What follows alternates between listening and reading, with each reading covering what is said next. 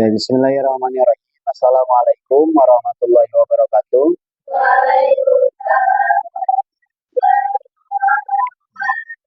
Ya, apa kabar semuanya? Alhamdulillah ya. Alhamdulillah hari ini hadir semuanya. Ada satu orang siapa? Oh, Liah ya, masih sakit. Mudah-mudahan cepat sembuh. Ya. Baik, di pertemuan kemarin kita membahas tentang kemerdekaan beragama dan berkepercayaan di Indonesia.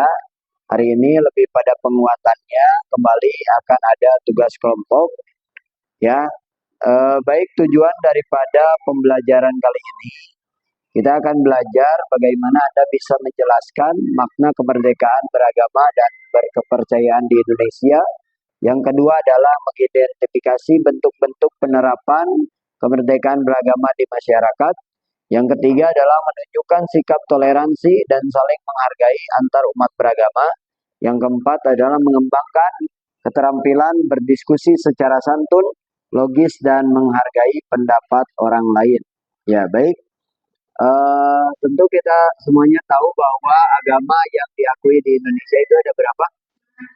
6. Ada agama Islam, agama Kristen, Konghucu, Katolik, Buddha, terus Protestan. Ya, ada 6 agama yang diakui di Indonesia berdasarkan dasar hukumnya apa? Undang-Undang Dasar 28 ayat 1 dan 2 sama pasal 29 ayat 1 dan ayat 1 dan 2. Baik ya. Kali ini saya akan membagi Anda semuanya membagi ke dalam kelompok ya. Kita akan bagi menjadi 4 kelompok. Nanti cara pembagiannya saya akan hitung, nanti kalian berkumpul ya. Nanti kelompok ini kelompok 1, 2, 3, 4. 1, 2, 3, 4. 1, 2, 3, 4. 1, 2, 3. Nah, silakan kelompok 1 di sini semuanya. Ya.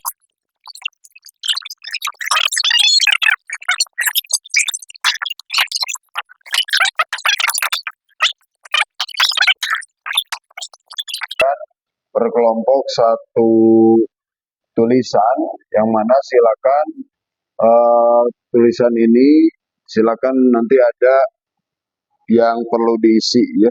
Ini kelompok 1 mana? Kelompok 1, kelompok 2, kelompok 3, kelompok 4.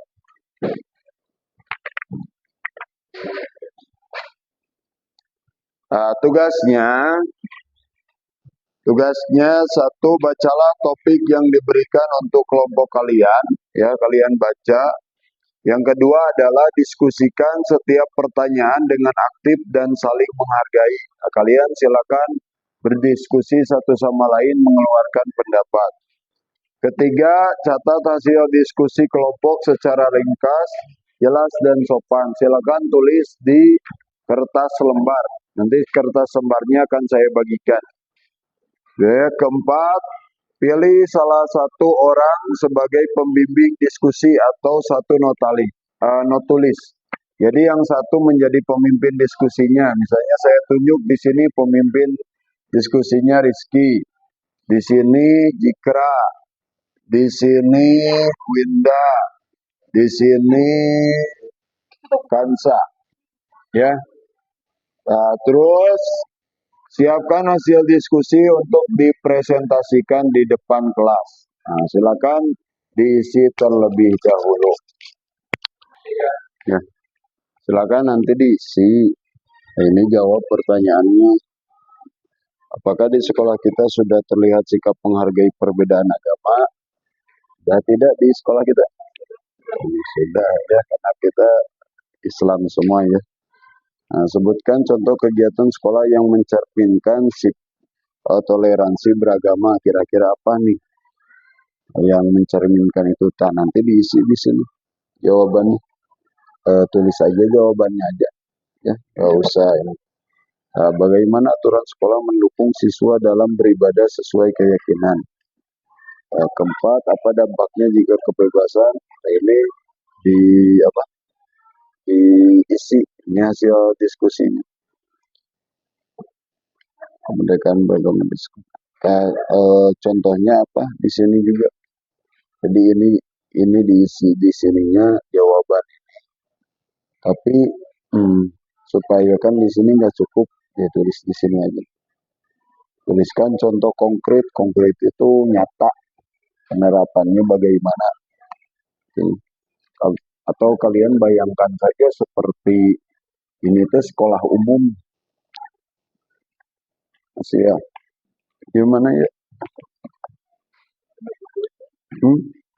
Ya. Nah, ini mah kalian menjawab pertanyaan. Ya. Bukan yang ini? Iya, yang ini.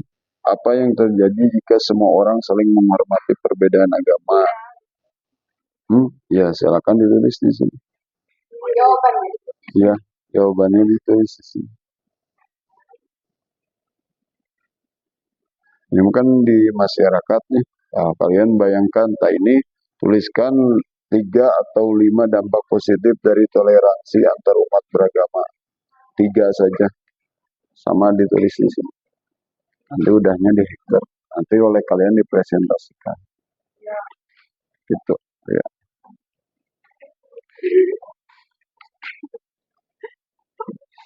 Nah, ini kalian tentang upaya menjaga kerukunan dalam perbedaan keyakinan.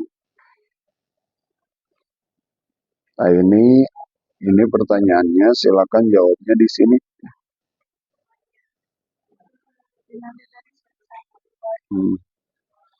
Nah, kerukunan di lingkungan sekolah, kan lingkungan kita sekolahnya ya Islam semua gitu ya.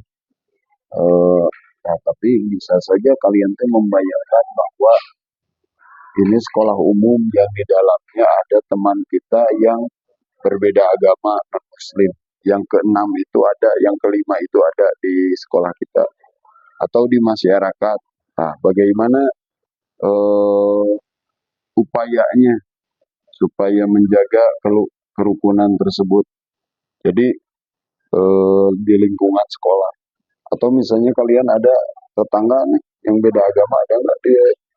Ada. Nah, bagaimana? Misalnya yang pengalaman Hansa itu kan bisa dituangkan di sini. Ya. Itu kan contoh konkret, contoh nyata.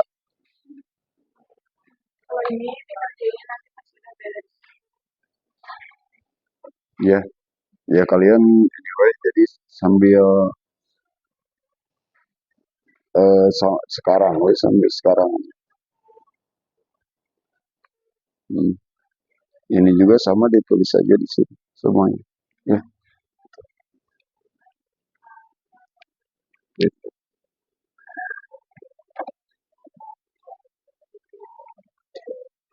Ini tentang makna kemerdekaan beragama dan berkepercayaan. Ini mah ya sama, semua pertanyaan ini ditulis di sini. Udah ada belum? Kesimpulan kelompok mah pakai bahasa sendiri. Nanti. Siapa yang mau presentasi ke depan? Semuanya. Ya. Sip. Assalamualaikum warahmatullahi wabarakatuh.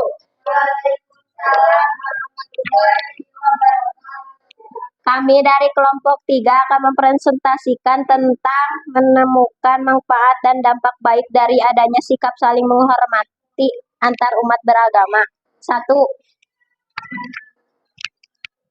Pertanyaan diskusi. Apa yang terjadi jika semua orang saling menghormati perbedaan agama? Jawabannya, akan tercipta masyarakat yang harmonis, damai dan bersatu dengan konflik yang diminimalisir, persatuan yang kuat, serta hubungan antar individu yang lebih baik. 2. Sebutkan dampak positif toleransi bagi individu dan masyarakat. Jawabannya, meningkatkan rasa kemanusiaan, empati, dan keterbukaan wawasan sementara bagi masyarakat. adalah terapnya kerukunan, kedamaian, persatuan, serta kemajuan sosial dan ekonomi. Sekian dari kelompok kami. Maaf bila ada kesalahan. Wassalamualaikum warahmatullahi wabarakatuh. Assalamualaikum warahmatullahi wabarakatuh.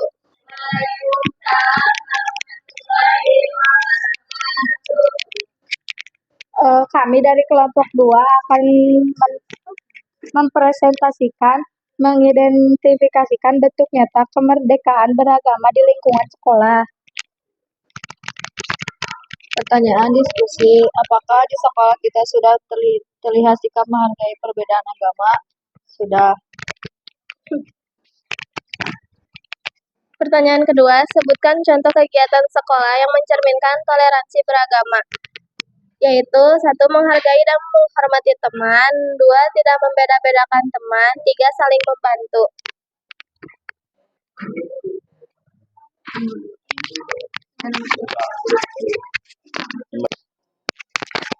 Sekian dari presentasi kami. Wassalamualaikum warahmatullahi wabarakatuh. Assalamualaikum warahmatullahi wabarakatuh.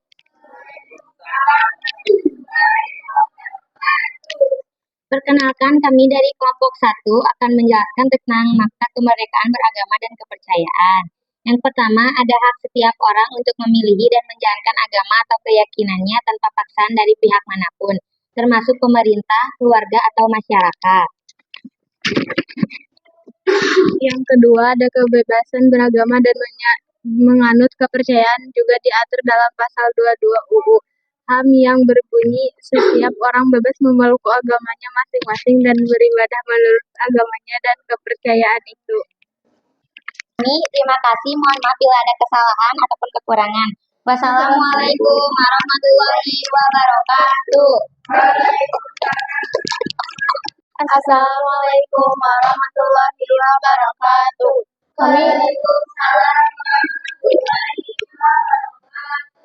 Kami dari kelompok 4 ingin mempresentasikan hasil diskusi kami tentang upaya menjaga kerukunan dalam perbedaan keyakinan. Pertanyaan yang ke-1. 1. Mengapa kerukunan antar umat beragama perlu dijaga? Karena merupakan kunci utama keutuhan bangsa dan negara, menciptakan masyarakat yang damai, harmonis, dan stabil, serta mencegah konflik, radikalisme, dan terorisme. 2. Apa saja faktor penyebab konflik antar umat beragama? Perbedaan pandangan, fanatisme, dan kurangnya toleransi, dan faktor eksternal seperti politik dan ekonomi, serta kesenjangan sosial. Nomor 3. Langkah apa saja yang bisa dilakukan untuk mencegah konflik keagamaan? Mendorong dialog antar agama, meningkatkan pendidikan dan pemahaman tentang keberagaman, memperkuat toleransi dan empati, serta menegakkan hukum yang adil. Sekian dari kelompok 4, mohon maaf bila ada salah kata. Wassalamualaikum warahmatullahi wabarakatuh. Ya baik, alhamdulillahirrahmanirrahim. Terima kasih kepada kelompok 1, 2, 3, dan 4 yang sudah mempresentasikan hasil dari diskusinya. Semoga apa yang kita pelajari hari ini bisa bermanfaat ya, dan juga bisa diterapkan dalam kehidupan di sekolah ataupun di masyarakat. Ya, dari materi yang kita pelajari hari ini diambil kesimpulan bahwa kita harus saling menghargai, kita harus saling menghormati sesama manusia, walaupun berbeda agama, tapi kita harus tetap toleransi, menghargai sahabat kita, kerabat kita, ataupun juga masyarakat yang berbeda agama, menjalankan ibadahnya masing-masing. Ya baik, untuk tugas di rumah ya, ada tugasnya adalah kalian cari tahu kenapa ketika ada agama lain ingin membuat, misalnya agama non-Islam, non-Muslim membuat bangunan tempat ibadahnya, itu harus ada perizinan dulu di masyarakat tersebut. Mengapa tidak langsung gitu ya? Nah, itu silakan cari tahu. Ya, terima kasih atas perhatiannya, terima kasih juga atas kerjasamanya. Assalamualaikum warahmatullahi wabarakatuh. Waalaikumsalam.